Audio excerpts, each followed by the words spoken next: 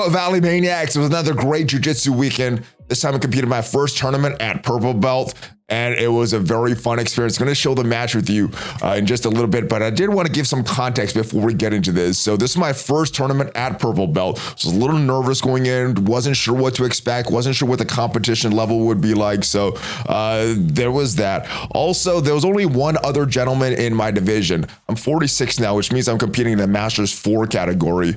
And as you start to get older, your physical skills start to diminish. So the most competitive division is that adult division, which is for competitors in their 20s. Then it goes Masters 1, Masters 2 for the people in their 30s, Masters 3 and Masters 4 is for the individuals in their 40s, and then it goes Masters 5 and above if you're older than that. So I'm in the Masters 4 category, and there's only one other gentleman in my division. Now, normally what I do is I try to enter in my own division, and then I can move around to wherever there's the most competitors. Well, this time I couldn't do that. There was one other person for the longest time in the Masters 3 category, and I was going to change my division, go down and face him, because there's nobody in my division for the longest time. But as I submitted the change form, it wouldn't go through, and I guess somebody entered in my division at the last minute. Or right before I submitted that change form. So they wouldn't let me go down to the other category. And what I was hoping would happen is I would move down to the younger age bracket, and then the other competitor would move down into that age bracket as well. And then there would be 3 of us there. But unfortunately, it didn't happen. So there's just the 2 of us in the Masters 4 category. And he was actually older than me as well. He was actually dropping down from Masters 5. I think he was 50, which would still make him in the Masters 4 category, or he was 51. Anyway, it was a big age gap, so I had a significant age advantage because I was significantly younger than him. It's also heavier than him. I was in the 208 category. I weighed in right under 208. He is actually moving up from the 185. So physically, I had a lot of advantages over him, and it was a super cool guy. You know, everybody that I've met in competition that I've competed against, very, very nice. You know, nobody was bad, but this guy is probably the nicest guy I've ever met in competition. So we're talking beforehand, and yes, he's competed a lot. So let's go into the matches here and review kind of what happened. So this is where we are on the day.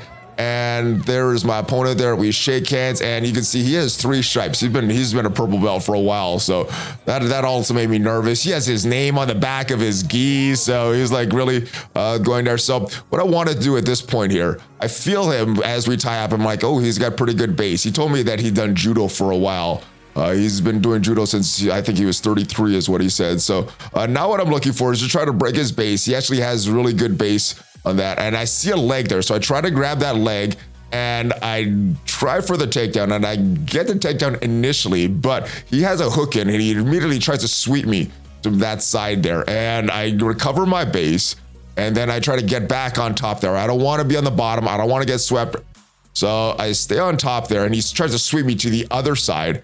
I keep my base there, and he gets back up, we both get back up, and now we're both standing again. Trying to look for my grips. There was a few takedowns that I was working on leading up to this tournament that I'm trying to set up, but before I set that up, he actually goes in for a takedown attempt there, bringing his hips in. The problem is, if you look, his hips, there's space between his hips and mine. For this sort of work, he needs to get his hips all the way in, and I think I push him out so he can't get his hips all the way in. If you look, my arms extend there, so his hips can't get all the way in. And what I do, I feel his base off, so I grab his belt, because he's on one leg at that point, and I just sort of pull him down to the mat. And then we line up again. I'm trying to get a good position. The ref actually gives me 2 points for the takedown at that point. But I'm looking for the submission. I've been working on this thing called a baseball bat choke in training, it's called a baseball bat choke because you connect your hands. One hand goes in like this, the other hand goes in like this. So it's almost like you're holding a baseball bat on their collar in the back, and then you choke them with that. So I've been working on that in training. I wanted to hit that. To get that though, I would need to pin his hip either with my hand or go to knee on belly. So right now I'm looking to go on knee on belly, and that's a position where I put my knee on his stomach. There we go. So I didn't have the space initially to go on knee on belly. He was blocking that. So I just try to go around to the other side. He doesn't allow that. And I come back to where I am, which is why I start to circle around to my left, and I come back. And then when I come back, there's space so I can get my knee in. Now I start going to the knee on belly, and I'm starting to look for my grips, my collar grips right now. So trying to set the collar grips in, but he's moving a lot. I can't really hold the position and set that up, so I abandon it and I go around to the other side. And I'm expecting as I go around to the other side that he's gonna follow me. If you look, he's on his back here, he's facing me. And instead of turning around to face me again, he actually goes to his back and gives me his back, which is not good for him, and it's good for me. But it's not the submission I want. So now I'm starting to look for this thing called a clock choke, where I go around and I grab his collar, and then I sit on the back of his head and apply a lot of pressure for the choke there. So I'm looking for that. He's not allowing my hands to get in. And so I go to the other side. I try to work at the other side. And as I come around to the side again, he opens up and gives me a big gap to get my hook in. And I turn around, get the other hook in, now of his back. And he's actually defending my choke well. I don't have a good choke here. I'm trying to look for a choke, trying to find my hands and find a place for my hands. And he's actually starting to escape. He's escaping to the direct side. He starts to remove the hook. And I'm really trying to hold on here, and he goes belly down, and I just drive in my hips. And because I already have the choke tight, I just squeeze in the choke. There's not a lot he could do at this point, so there's the first submission. Now, because he's the only other person in my division, it's going to be best 2 out of 3 for us, because at this particular tournament, it's you're guaranteed 2 matches here. So there's the first match. Like I said, really cool guy. Here's our second match here. I've already beat him once. And now I'm thinking, should I just try to get a win, or should I go for a second, or should I go for a particular submission?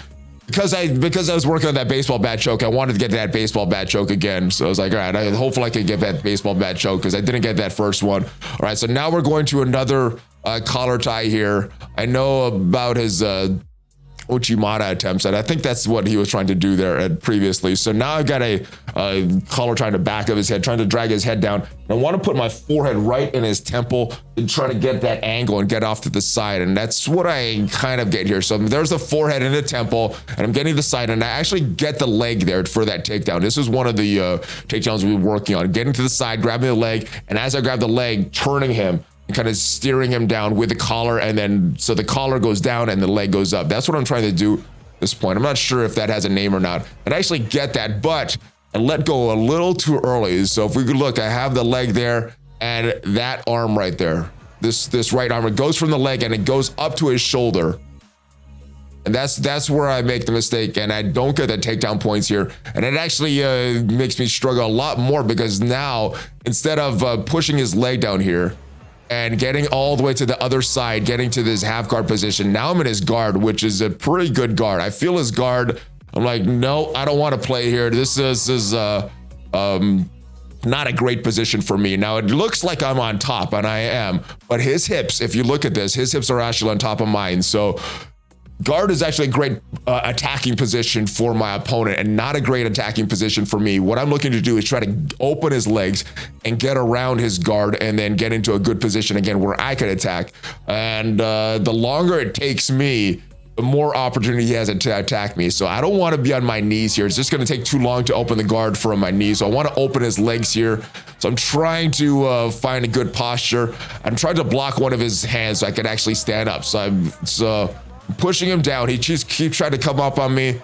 I come up and he actually grabs the leg. I'm not very good with leg locks yet, so I don't want to be testing that leg lock game in a competition. So I come down. He attacks the other leg. I come down again. So now I know I really need to block his hands, or he's going to attack my legs as soon as I come up. So waiting for his hands to get distracted. So this hand is on my collar. I grab this hand away, and now both hands are tied up. So now I can stand up. He tries to grab my leg as I stand up, but I just stand, and I'm trying to shake him off. I'm trying to tire out his feet here so that he just slides off. His guard opens, but he has both of my collars, so his hands are probably going to tire out before his legs are. He goes back to attacking a leg there, and I don't like that. So I drop down, and that actually gives me a good position. If we look at my knee, it's right under his hip. If I pin his hip to my knee, that'll allow me to turn like I did, and that puts the pressure on his feet to open up his guard. Now I got to make sure that this elbow is inside of his knee before I start to push down and work from my pass, because if I don't, he could triangle me. So